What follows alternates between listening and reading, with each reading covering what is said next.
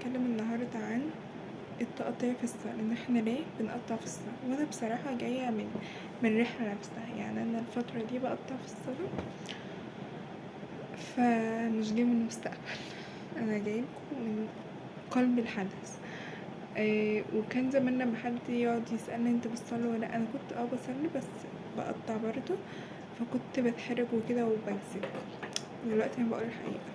المهم، انا كتاب فاتتني صلاة بصراحة هو كتاب حلو اوي، والحلو فيه ان هو مكتوب بطريقة يعني الحلو فيه ان هو مكتوب بطريقة يعني ما تحسش ان انت بعيد، فاهم؟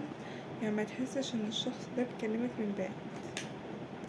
عايزة اول حاجة بتكلم عن ايه؟ عن ان احنا ازاي بنستنى وقت مثالي نبقى فيه جاهزين